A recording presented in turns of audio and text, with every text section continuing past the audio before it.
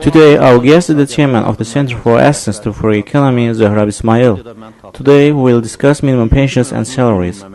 Yesterday, the President of the Azerbaijan Republic signed a decree on increasing the minimum salaries and base portion of labor pensions by 10 minutes and setting it at 85 minutes. What do you think? What changes did it make in the system of pensions and salaries? We all know what we can do with 10 minutes. It will not make big changes. It will increase a little the load of state budget as well as the load of pensions fund. But if taken in general, it will not have fundamental changes in the salaries and pension systems as well as in the living conditions of the people, in the lives of the pensioners. How big is the gap between minimum consumption basket and the minimum salaries and pensions?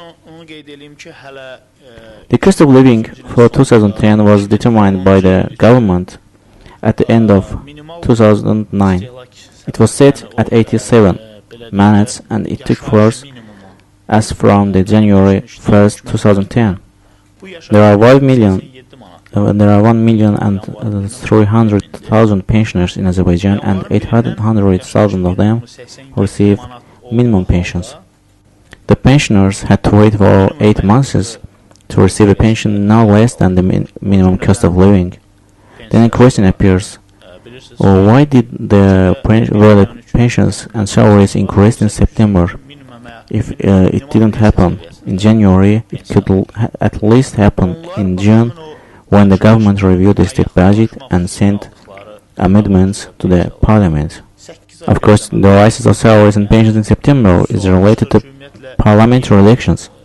The authorities thought that if they increase the salaries and pensions in January, the people will forget it till the elections. Therefore, they prefer to increase their salaries and pensions in September when the pre-election campaigns begin.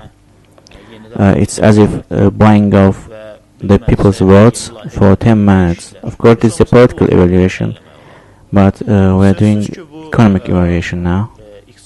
You mentioned the political evaluation. The last rise in minimum salaries and pensions happened in 2008 September before the presidential elections. Election policy and social policy, they are interconnected by government. How do the people benefit from this? The resources of the state budget are used for the interests of the ruling party. If the rises happen before the election campaign, it means abuse of power. Of course, maybe 10 minutes will meet a little needs of some people, but I think there are many unsolved problems in pension systems, in salary systems, and without solving these problems, increasing of salaries from election to election will not make serious changes. If taking into consideration the election policy, we may say that the next rise of pensions and salaries will happen in 2013, before the presidential elections. And it must be noted that there was inflation, two-digit inflation in 2008 and 2009 as well. Therefore, salaries and pensions must be increased every year, and the minimum pensions must be adjusted to the inflation. And as much as the prices rise, the minimum pensions should be increased too. And there are about 1,500,000 people in Azerbaijan receiving minimum salaries and pensions. How do you think? Can they sell their votes for 10 minutes? The government uses all leverages in the elections, and this is one of them. The administrative resources are used in every election, including this one. I won't say that it will do all that work, but I'm sure it will have an influence. And because when they call on the people to vote for them, they will have evidence and they will cite increase of pension salaries.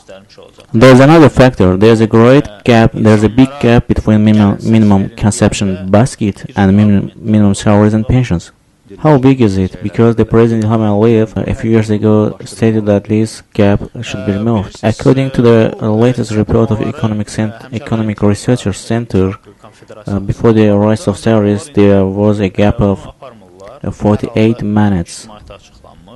But by increasing the salaries, just 10 minutes of this gap was removed.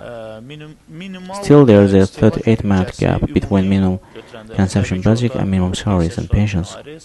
But independent researchers are carried out under the government methodology, and therefore I think the gap between minimum salaries and minimum consumption budget is more than that.